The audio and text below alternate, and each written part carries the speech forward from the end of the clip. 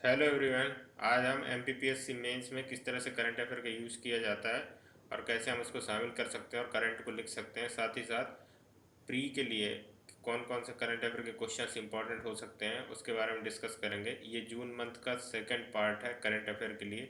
इसके साथ ही एमपीपीएससी का जो सिलेबस के according mains paper 2 part B है वो मैंने अपलोड कर दिया, आप उसको ज़रूर देखें। साथ ही साथ जो करंट अफेयर जून का है उसका पार्ट फर्स्ट भी है, आप उसे भी देखें। तो आज का जो करंट अफेयर है पार्ट बी जून का वो शुरू करते हैं। तो जो पहला है मैंने लिया क्वेश्चन या फिर पहला जो टॉपिक है वो है यूनिवर्सल बेसिक इनकम। तो क्वेश्चन मैंने बनाया था, यूनिवर्सल बेसिक इनकम किस राज्य में पायलट प्रोजेक्ट के रूप में चलाया गया था। इसका जो राइट आंसर है वो है मध्य प्रदेश। और अब अपन बात करते हैं कि इसका कैसे कैसे इस्तेमाल कर सकते हैं और मध्य प्रदेश के परिप्रेक्ष्य में कैसे ये क्वेश्चन पूछा जा सकता है और कहाँ हम इसका इस्तेमाल कर सकते हैं। तो सबसे पहले अपन को तो यूबीआई पता होना चाहिए, यूनिवर्सल बेसिक इनकम क्या होता है। तो यूनिवर्सल बेसिक इनकम एक न्यूनतम आधारभूत आय की गारंटी है जो प्रत्येक नागरिक को बिना किसी न्यूनतम आहारता के आजीविका के लिए हर माह सरकार के द्वारा दी जाएगी।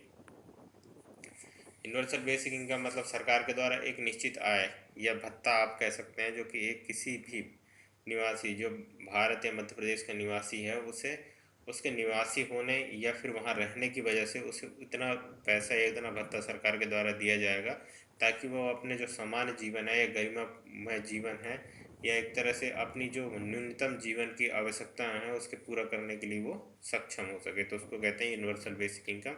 इसमें सभी को इंक्लूड किया जाता है और सभी को एक प्रॉपर वे में और साथ ही साथ एक प्रॉपर अमाउंट दिया जाता है ताकि वो अपनी जो जीवन शैली है या फिर उनकी जो दिनचर्या है या मिनिमम जो जीवन की ज़रूरतें हैं उनको पूरा करने के लिए वो उस पैसे का इस्तेमाल कर सकें।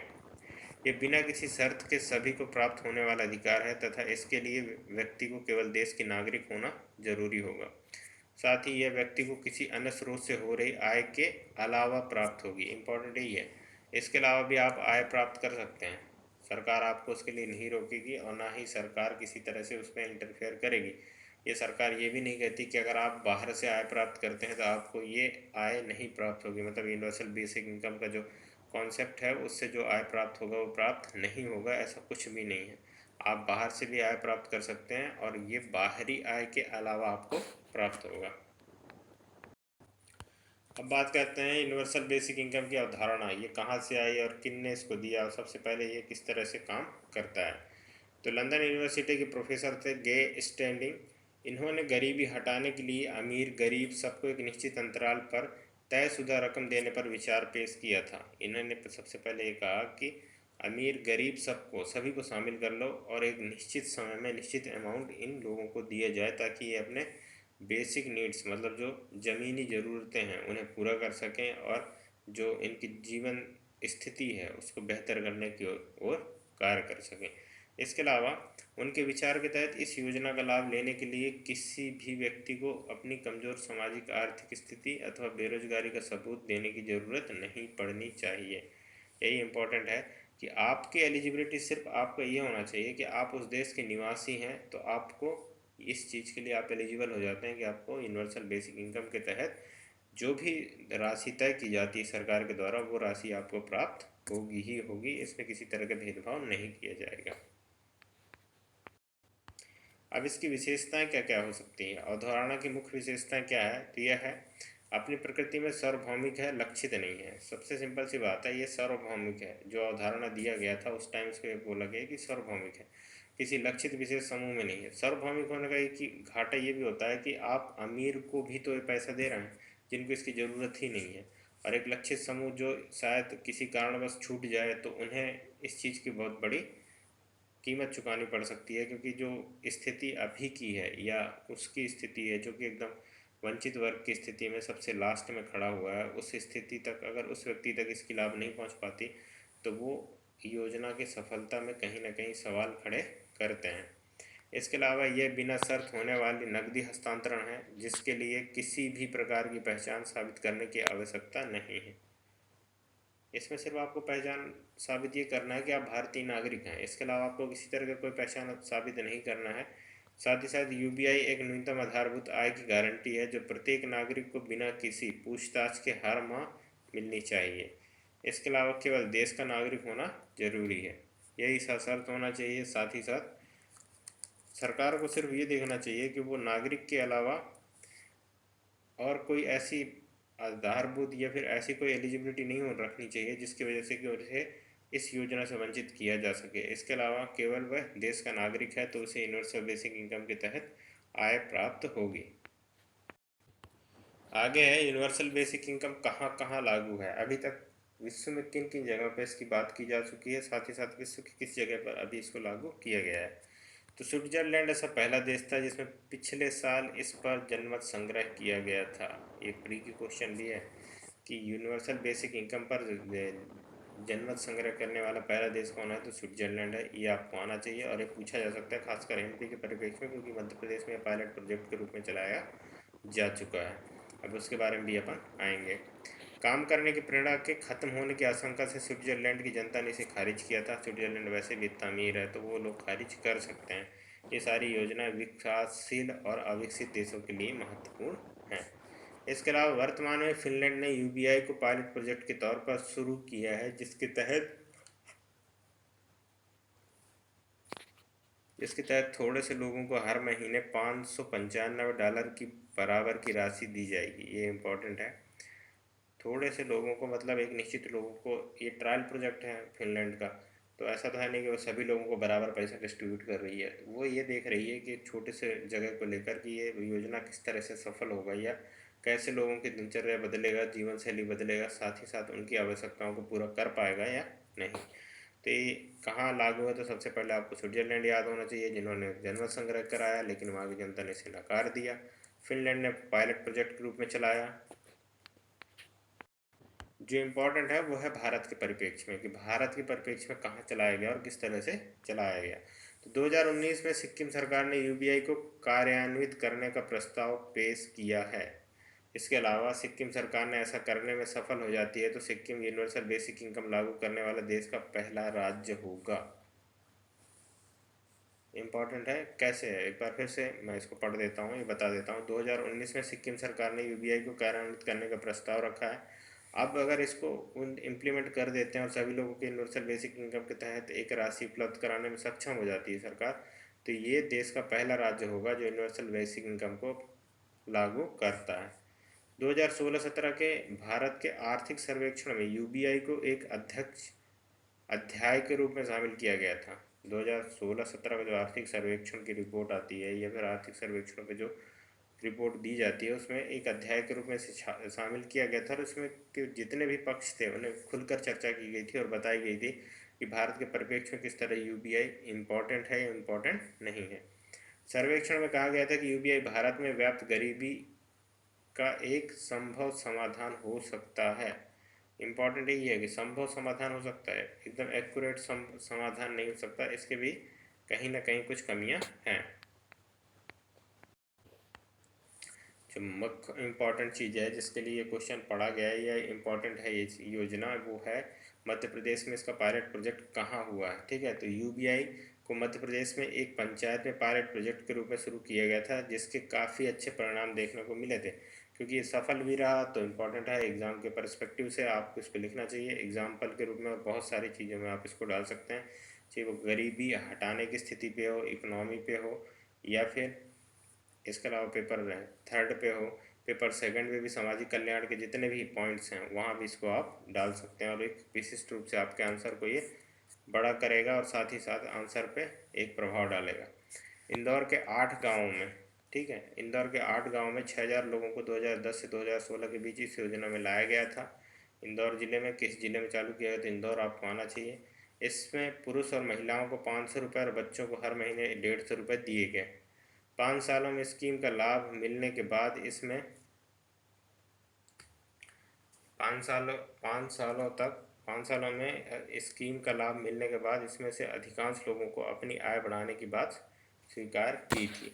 तो ये एक इम्पॉर्टेंट योजना था यूनिवर्सल बेसिक इनकम का, जो मध्य प्रदेश के परिप्रेक्ष्य में बहुत इंपॉर्टेंट है। साथ ही साथ मध्य प्रदेश में जो सामान्य ज्ञान है जिसे हम इंक्लूड करना है मेंस में, तो उसके लिए तो बहुत इंपॉर्टेंट हो जाता है। तो कौन कौन से पेपर में ये क्वेश्चन पूछा जाएगा आपको, या इंक्लूड कर सकते हो तो पेपर थर्ड में, इकोनॉमी में, ग्रामीण अर्थव्यवस्था में, गरीबी हटाओ में, और गरीबी के जो मेन चीज़ है गरीबी क्या होता है इन चीज़ों में। इसके अलावा जो सामाजिक कल्याण योजनाएं हैं या फिर समाज कल्याण के जितने भी कल्याणकारी कार्यक्रम हैं, या लोगों की जो परेशानियां हैं, जो गरीबी हो या फिर निःशक्तजन हो, महिलाएं हों, या किसी भी तरह से हों, उसके पर्सपेक्टिव में भी आप करंट में इस चीज़ को लिख सकते हैं।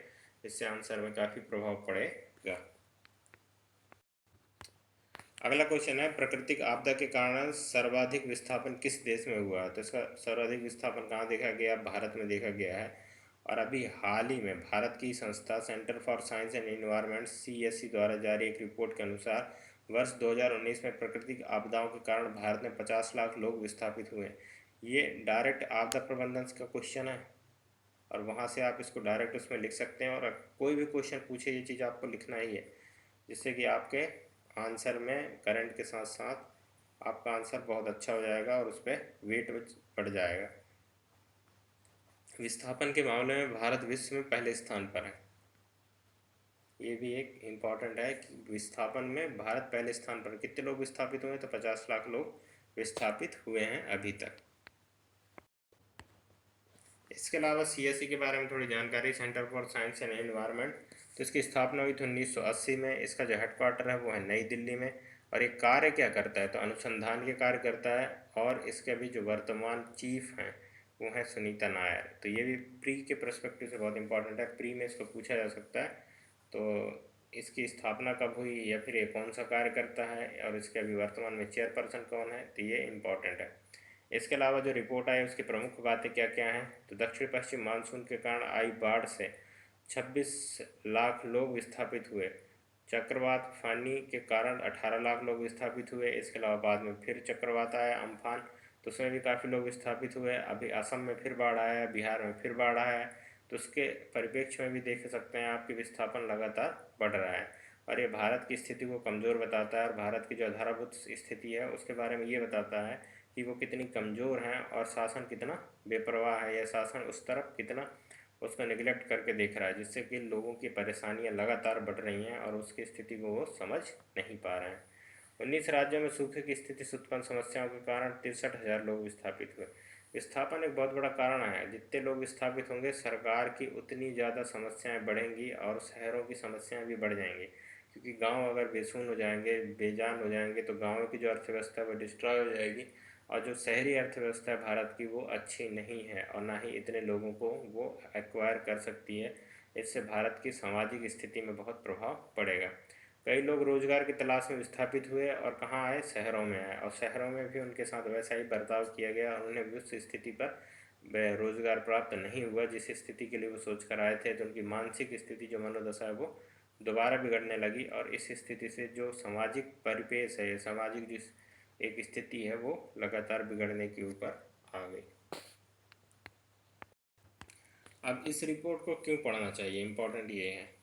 तो रिपोर्ट से स्पष्ट होता है कि भारत अभी आधारभूत संरचनाओं के विकास की चुनौतियों से जूझ रहा है, मतलब चुनौतियों से लगातार जूझ रहा है। और इसमें चुनौतियां किस लिए हैं? क्योंकि भारत की आधारभूत संरचना कहीं ना कहीं कमज़ोर है, कहीं ना कहीं उसका उपेक्षा किया जा रहा है, और उसका जो इन्वेस्टमेंट है, या उसकी जो विकास है, या उसकी परिकल्पना जो किया जाता है, वो कहीं ना कहीं कमज़ोर है, जिसकी वजह से भारत में ये विस्थापन लगातार बढ़ते हैं। देखो, एक इम्पॉर्टेंट चीज़ ये है कि प्राकृतिक आपदाएं किसी मानव जनित आपदाएं तो है नहीं, या फिर उन्हें ऐसा तो है नहीं कि सरकार अपने हिसाब से रोक दे, ऐसा नहीं हो सकता। लेकिन ये हो सकता है कि प्राकृतिक आपदाओं को अगर तैयारी अच्छे से की जाए तो विस्थापन, उसका जो नुकसान है उसको बहुत हद तक कम किया जा सकता है। जहाँ एक तरफ भारत अंतरिक्ष तकनीकी तथा वैश्विक राजनीतिक परिप्रेक्ष्य में नेतृत्वकारी भूमिका भूमिका की संकल्पना को साकार करने का प्रयत्न कर रहा है, वहीं आंतरिक क्षेत्र में भारत की स्थिति अत्यंत चिंतित है। अंतरिक्ष में तो बहुत अच्छा कार्य कर रहा है, इसके अलावा राजनीतिक क्षेत्र में भी बहुत अच्छा कार्य कर रहा है, पर दूसरी क्षेत्र जो उसकी आंतरिक स्थिति है भारत की, वो लगातार कमज़ोर हो रही है। यहाँ पर गरीबों का विस्थापन, साथ ही साथ रोजगार की कमियाँ और आपदा का बढ़ना भी एक इम्पोर्टेंट कारण है। रिपोर्ट स्पष्ट करती है कि भारत को आधारभूत संरचना के विकास तथा प्राकृतिक आपदाओं से निपटने के लिए प्रभावी और संस्थागत प्रयास करने की आवश्यकता है। यही इम्पोर्टेंट है। रिपोर्ट की सबसे इम्पोर्टेंट चीज़ ये है कि वो किसी और कार्य करेगी भारत सरकार तो आधारभूत संरचना के विकास तथा प्राकृतिक आपदाओं से निपटने के लिए प्रभावी और संस्थागत प्रयास करने की आवश्यकता है। यह सत्य है कि प्राकृतिक आपदाओं पर अंकुश नहीं लगाया जा सकता, पर इन्हें प्रत्येक वर्ष जो सूखे, बाढ़, चक्रवात आदि से होने वाले नुकसान हैं, इन नुकसानों को कहीं ना कहीं कम किया जा सकता है और इनकी जो इंटेंसिटी है उसे भी रोका जा सकता है विशिष्ट प्रयास करके। आगे है 21वीं सदी में तमाम तकनीकी उन्नति के बावजूद भारत में प्राकृतिक आपदाओं की स्थिति में लोगों के विस्थापनों की प्राथमिकता दी जाती है। ठीक है, अब इम्पोर्टेंट क्यों है मुख्य परीक्षा में, तो पेपर 1 में डायरेक्ट है, आपदा प्रबंधन और भूगोल दोनों में पूछा जा सकता है। इसके अलावा अगर एक क्वेश्चन कहीं पूछा जा सकता है तो इकोनॉमी के अंदर पूछा जा सकता है कि प्राकृतिक आपदाओं के कारण ग्रामीण अर्थव्यवस्था या पलायन किस तरह से बढ़ा है। तो ये तीसरे पेपर के लिए भी इम्पोर्टेंट है और इसमें अगर आप लिखते हैं अपने आंसर को और इन चीज़ों को इंक्लूड करते हैं तो आपका आंसर बहुत अच्छा हो सकता है और डायरेक्ट आप इसी को आंसर लिख देते हैं तब भी आपको बहुत अच्छे नंबर मिल जाएंगे। इसके अलावा प्री में भी डायरेक्ट क्वेश्चन आ सकते हैं जहाँ से मैंने बताया है। इसके अलावा हाल ही में सरकार द्वारा मनरेगा योजना के तहत कितनी राशि का आवंटन किया गया है, इंपॉर्टेंट है कितनी राशि, क्योंकि इस बार जो राशि आवंटित की गई है वो राशि पिछले राशियों से कहीं अधिक है। तो इस बार जो राशि की गई है वो की गई है 1 लाख करोड़ का। ठीक है, तो उसमें जो अभी पूरक बजट दिया गया है मनरेगा को, जिसके बाद उसकी टोटल राशि एक वित्तीय वर्ष में 1 लाख करोड़ से ज़्यादा की हो गई है। केंद्र सरकार द्वारा चालू वित्तीय वर्ष में मनरेगा हेतु 1 लाख करोड़ से अधिक की धनराशि का आवंटन किया गया है। दरअसल इस वर्ष के बजट में केंद्र सरकार ने मनरेगा के लिए 61,500 करोड़ रुपए की राशि दी थी। ठीक है, 61,500 करोड़ की जो राशि थी वो तो दे चुकी थी केंद्र सरकार, लेकिन क्या हुआ, किंतु हाल ही में केंद्र सरकार ने कोविड-19 की विकट परिस्थितियों को देखते हुए 40,000 करोड़ के अतिरिक्त धनराशि को जारी किया है। तो 61,500 और 40,000 करोड़ का दोबारा किया तो 1,01,500 करोड़ की स्थिति बन गई, मतलब इतनी राशि अब मनरेगा के अंतर्गत हुई। ये मनरेगा के इतिहास में एक रिकॉर्ड है और इतनी धनराशि आज तक इस हेड पे या फिर इस योजना पर खर्च नहीं किया गया। इसके लाभ क्या हैं, क्योंकि इम्पोर्टेंट लाभ ही हैं। ग्रामीण क्षेत्रों में अनुकूल रोजगार के क्षेत्र में अधिक अवसर सृजित होंगे। अकुशल रोजगार के क्षेत्र में अधिक क्या होंगे, अवसर सृजित होंगे। ग्रामीण क्षेत्रों में निवासरत वंचित वर्गों की आय में बढ़ोतरी होगी। सबसे इम्पोर्टेंट ये है, वंचित वर्ग की आय में अगर बढ़ोतरी होगी तो वो अपनी स्थिति को थोड़ा सा सुधार सकते हैं। शहरों की ओर होने वाला पतन या पलायन दोनों पर अंकुश लगेगा। मनरेगा से जल संरक्षण के संकेत तथा अन्य कार्य भी होंगे। ग्रामीण उत्पादन में वृद्धि के साथ साथ ग्रामीण अर्थव्यवस्था का भी विकास देखने को मिलेगा। और यही इम्पोर्टेंट है, ग्रामीण अर्थव्यवस्था बढ़ेगा तो भारत वैसे भी कृषि प्रधान देश है। ग्रामीण अर्थव्यवस्था पर अगर भारत रन करने लगी तो अपने आप में इसकी स्थिति मजबूत होती जाएगी। अब थोड़ी जानकारी मनरेगा के लिए, तो महात्मा गांधी राष्ट्रीय ग्रामीण रोजगार गारंटी अधिनियम, इसका पुनः नामकरण 2009 में किया गया था, जिसमें राष्ट्रीय ग्रामीण रोजगार गारंटी अधिनियम को बदलकर महात्मा गांधी राष्ट्रीय ग्रामीण रोजगार गारंटी किया गया था 2 अक्टूबर 2009 को गांधी जयंती पर। और गांधी जयंती पर क्यों किया गया, क्योंकि जो सर्वोदय योजना है या फिर ग्रामीण अर्थव्यवस्था है, ग्रामीण भारत के बारे में जो संकल्पना थी महात्मा गांधी, तो उनकी याद में या उनकी संकल्पना को देखते हुए यह नामकरण किया गया था। तो राष्ट्रीय ग्रामीण रोजगार गारंटी अधिनियम 2005, जो कि 2 फरवरी 2005 को हुआ था, जिसको 2 अक्टूबर 2009 को नाम बदल कर क्या किया गया था, महात्मा गांधी राष्ट्रीय ग्रामीण रोजगार गारंटी अधिनियम। ये एक तरह से गारंटी देता है आपको रोजगार के लिए कि आपको एक विशिष्ट टाइम पर और एक निश्चित समय पर निश्चित रोजगार उपलब्ध कराया जाएगा। इसका एम क्या है, उद्देश्य क्या है, गरीबी रेखा से नीचे के परिवार के लोगों को काम करने का अधिकार प्रदान करना। योजना में 100 दिन का बेरोजगारी रोजगार की गारंटी है 1 वित्तीय वर्ष में। इसके अलावा आवेदन के 15 दिनों पर रोजगार उपलब्ध कराएगी। ग्रामीण क्षेत्र में अगर वो रोजगार उपलब्ध कराने में समर्थ है तो उसको बेरोजगारी भत्ता दिया जाएगा। कितने दायरे में आपको काम दिया जाएगा, तो 5 किलोमीटर के दायरे में काम देना होगा। 50% श्रमिक महिला होंगे, इम्पोर्टेंट ये है। और इस योजना को संचालित कैसे किया जाता है, तो संचालित किया जाता है केंद्र सरकार द्वारा 90% धनराशि और राज्य सरकारों के द्वारा 10% धनराशि का योगदान दिया जाता है। अब यह मुख्य परीक्षा में कहाँ कहाँ पूछा जा सकता है, तो सबसे इम्पोर्टेंट है पेपर 2 पार्ट फर्स्ट में पूछा जाएगा और पार्ट सेकंड। दोनों में ही मनरेगा डायरेक्ट है। एक मनरेगा एक्ट के तौर पर दिया गया है और इसके अलावा पार्ट 2 पे एक्ट भी दिया है, और इसके अलावा ये नॉर्मल क्वेश्चंस के रूप में भी पूछा जा सकता है। पेपर थर्ड अर्थव्यवस्था में पूछा जा सकता है। इसके अलावा योजनाओं का जो कल्याणकारी योजना है उनमें भी इस चीज़ को आप शामिल कर सकते हैं, जो कि ग्रामीण क्षेत्र में कल्याणकारी कार्यक्रम हैं, जो वंचित वर्ग हैं उनके लिए भी इस चीज़ को शामिल कर सकते हैं, और विस्थापित लोगों के लिए भी ये इम्पॉर्टेंट है। तो मुख्य परीक्षा में इस तरह से इसको यूज कर सकते हैं और लिख सकते हैं, और डायरेक्ट अगर ये क्वेश्चन पूछा जा सकता है तो आप इसको करंट का डाटा यूज करके अपने आंसर को बेहतर बना सकते हैं।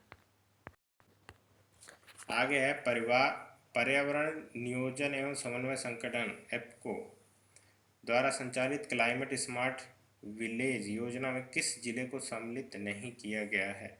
इम्पोर्टेंट ये है, राजगढ़ को शामिल किया गया, सतना को शामिल किया गया, सीहोर को, सिर्फ देवास ही एक ऐसा जिला जिसको शामिल इसमें नहीं किया गया है। तो इम्पॉर्टेंट है, ये डायरेक्ट प्री में क्वेश्चन पूछा जा सकता है, इसके अलावा मेंस के परस्पेक्टिव से भी बहुत इम्पॉर्टेंट है। आगे है, पर्यावरण नियोजन एवं समन्वय संगठन द्वारा राजगढ़, सतना, सीहोर जिले के 20-20 गाँवों को क्लाइमेट स्मार्ट विलेज के रूप में विकसित किया जा रहा है। कौन सा संगठन है? पर्यावरण नियोजन एवं समन्वय संगठन एप्को द्वारा, ठीक है, ईपीसी को। तो एप्को के द्वारा पर्यावरण नियोजन एवं समन्वय संगठन के द्वारा इसको संचालित किया जा रहा है। इसका हेडक्वार्टर कहाँ है? भोपाल में।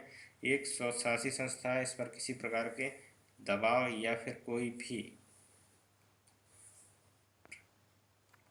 भी कार्य नहीं कार्य कर सकता है। स्वशासी संस्था का तात्पर्य ये स्वयं के रूल्स रेगुलेशन या स्वयं के नियमों के अकॉर्डिंग ही कार्य करेगा। मध्य प्रदेश के साथ ये बहुत सारे कार्य कर रही है, साथ में उनके सहयोग से क्रियान्वित कर रहा है। इसके जो पूरा परिसर है उसको पर्यावरण परिसर कहा जाता है। और कार्य क्या है? जन समुदाय में पर्यावरण के प्रति जागरूकता निर्माण करना इसका प्रमुख कार्य है एप्को का। तो एप्को के लिए इतना इम्पोर्टेंट है, ये प्री में भी पूछा जा सकता है कि क्या है, संगठन क्या करती है और इसका हेडक्वार्टर कहाँ है। ये मध्य प्रदेश सरकार के साथ मिलकर कार्य करती है। इस योजना के माध्यम से किसानों को जलवायु परिवर्तन के अनुसार खेती किसानी में मदद पहुंचाने की अभिनव पहल की जा रही है। अपनी तरह से इस देश में पहला योजना है, इम्पोर्टेंट यही है, पहली योजना है। तो इसको प्री में भी पूछा जा सकता है, और अगर मेंस में आप शामिल करते हो तो मेंस के लिए भी बहुत इम्पोर्टेंट हो जाता है। ठीक है, इसमें क्या किया जाएगा कि आपको जो फसल आप बो रहे हैं वो जलवायु परिवर्तन, टाइम और मौसम विज्ञान के जो डाटा होंगे उसके अकॉर्डिंग आपको फसल उगवाएंगे, जिससे आपकी उत्पादकता बढ़ेगी और आपकी आय में भी आमूलचूल परिवर्तन होने की स्थिति देखने को बनती है।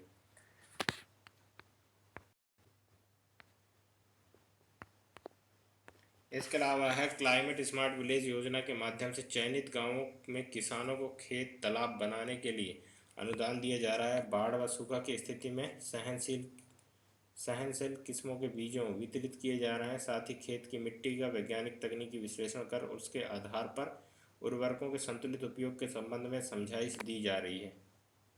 इम्पोर्टेंट यही है, उनको क्या किया जा रहा है कि सूखा और बाढ़ की स्थिति में जो आपके बीज हैं वो कितने सहनशील हैं, वो किस तरह से उस चीज़ों को झेल सकते हैं, उस तरह की आपको हाइब्रिड बीजें दी जा रही हैं। और खेत पर मिट्टी पर वैज्ञानिक तकनीकी रूप से उसका विश्लेषण किया जा रहा है। साथ ही साथ खेतों का इस तरह से समन्वय किया जा रहा है जिससे कि विशिष्ट रूप से उसका उत्पादन किया जा सके। सौर सिंचाई पंपों का उपयोग के लिए प्रोत्साहन भी किया जा रहा है। किसानों को इस बात के लिए साधा जा रहा है, सजग किया जा रहा है कि फसल के अवशेष को भी खेतों में ना जलाया जाए, मतलब जो पेराल जलाते हैं उसको जलाने की कोई आवश्यकता नहीं है। अब मुख्य परीक्षा में कहाँ कहाँ इसका इस्तेमाल कर सकते हैं, तो इसका इस्तेमाल कर सकते हैं आप भूगोल, मध्य प्रदेश के कृषि विस्तार, नवीन तकनीक, इसमें पूछा जा सकता है और इस्तेमाल किया जा सकता है।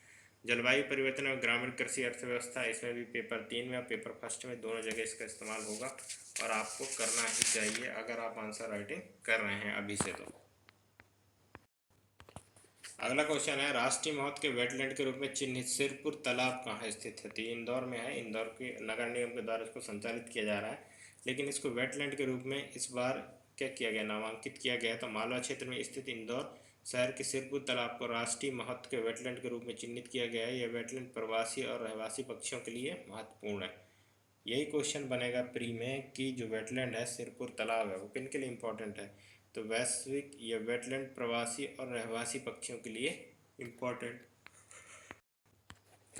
इसका भी जो संरक्षण किया जा रहा है वो एप्को के द्वारा ही किया जा रहा है।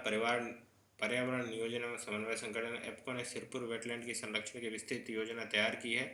इस योजना के लिए केंद्र सरकार द्वारा 5 करोड़ रुपए की मंजूरी दी है। ये भी प्री में पूछा जा सकता है कि इस योजना के लिए कितने करोड़ की मंजूरी केंद्र सरकार के द्वारा दी गई है, तो 5 करोड़ रुपए की मंजूरी दी गई है।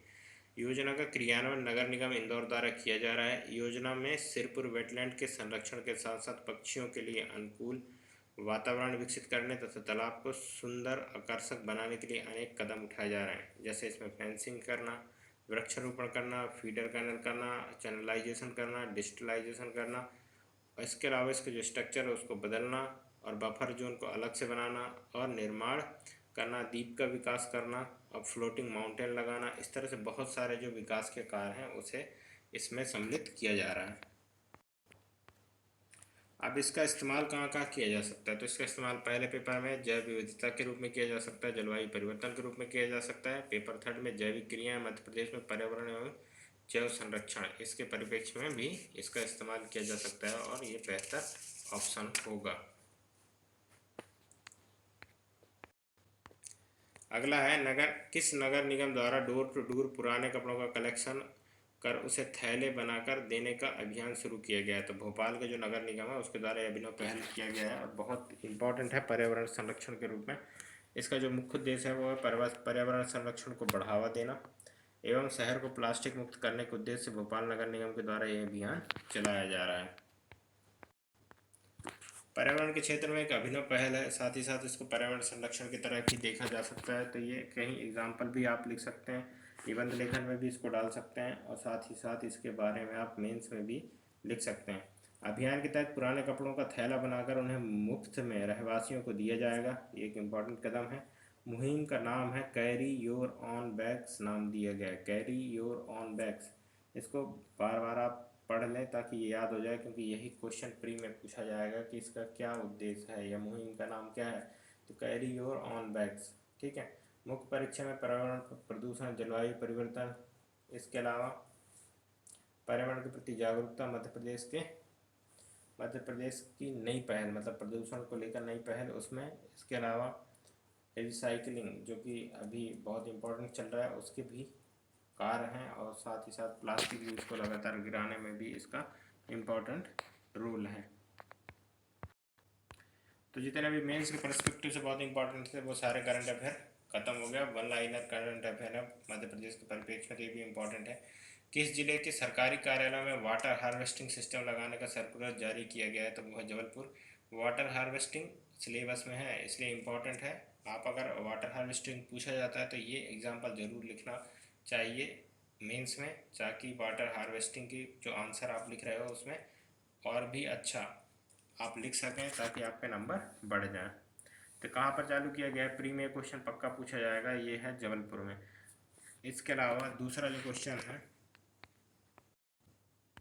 यह हालांकि बहुत पुराने रूप से है, मध्य प्रदेश सरकार द्वारा बाघ संरक्षण हेतु किस अभयारण्य को टाइगर रिजर्व बना रही है, तो यह रातापानी को है। रातापानी टाइगर रिजर्व कहाँ स्थित है, तो भोपाल रायसन वन प्रभाग में 890 वर्ग किलोमीटर में फैला हुआ है। भीमबेटका जो है वो इसी में स्थित है और प्रथम तितली घर भी इसी अभ्यारण्य में स्थित है। तो ये सारे के सारे इम्पोर्टेंट है और इसके अलावा इसे पूछा भी जा सकता है। अगला जो क्वेश्चन है वो है मध्य प्रदेश के किस शहर में दिव्यांग खेल केंद्र स्थापित किया जाएगा। दिव्यांग खेल केंद्र स्थापित किया जाएगा, ये इंपॉर्टेंट है। दिव्यांग खेल केंद्र कहाँ किया जाएगा, ग्वालियर में। किसके द्वारा ये अनुमति दिया गया है, तो ये दिया गया है कौन है, सेंट्रल गवर्नमेंट की जो मिनिस्ट्री है उसके काउंसिल के द्वारा इसको अलाउ किया गया है और बनाने का निर्णय लिया है। ग्वालियर में 170 करोड़ रुपए लागत से निर्माण किया जाएगा। पहली बात, केंद्रीय मंत्रिमंडल के द्वारा इसको पारित किया गया है।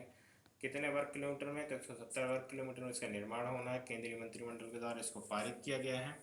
और इसका जो रजिस्ट्रेशन है वो कैसे हुआ है, तो वो हुआ है सोसाइटी पंजीकरण अधिनियम 1960 के तहत इसको पंजीकृत किया गया है। और 2014 के बजट से ही केंद्र सरकार ने इसको शुरू करने का ऐलान कर दिया था कि दिव्यांगों के खेल को प्रोत्साहित करने के लिए क्या किया जाएगा, दिव्यांग खेल केंद्र स्थापित किए जाएंगे जगह जगह। तो ये इम्पोर्टेंट था, कहाँ पर स्थापित किया जाएगा, पहला तो वो किया जाएगा ग्वालियर में 170 करोड़ रुपए की लागत से इसका निर्माण किया जाएगा और इसका जो रजिस्ट्रेशन है वो रजिस्ट्रेशन होगा सोसाइटी पंजीकरण अधिनियम 1960 के तहत इसको पंजीकृत किया जाएगा और उसी के हिसाब से ये कार्य भी करेगा। तो इम्पोर्टेंट था और इसे प्री और मेंस दोनों के लिए भी इम्पोर्टेंट है। इसमें प्री में भी जो नया पहल है ये दिव्यांगों की जो कल्याणकारी योजना है, दिव्यांगों के प्रति जो सरकार की पहल है उसमें आप शामिल कर सकते हैं। तो ये करंट अफेयर का जो जून का था वो पूरा कंप्लीट हो गया आप 2 पार्टों में। तो थैंक यू वेरी मच। अगर आपको ये पूरा करंट अफेयर अच्छा लगा तो इसको शेयर करें और बार बार इसको देखें ताकि आप इसको मेंस में अच्छे से इस्तेमाल कर सकें। इसके अलावा सब्सक्राइब करें चैनल को MPPSC KMR को, ठीक है। और इसके अलावा आप इसके जो प्लेलिस्ट है पेपर 2 पार्ट बी का उसको पूरा देखें और जो नया लेक्चर 3 जा रहा है उसे भी शेयर करें और देखें। जो नया है वो आएगा साइंस एंड टेक का और साथ ही साथ इकोनॉमिक्स का भी आएगा। तो थैंक यू वेरी मच।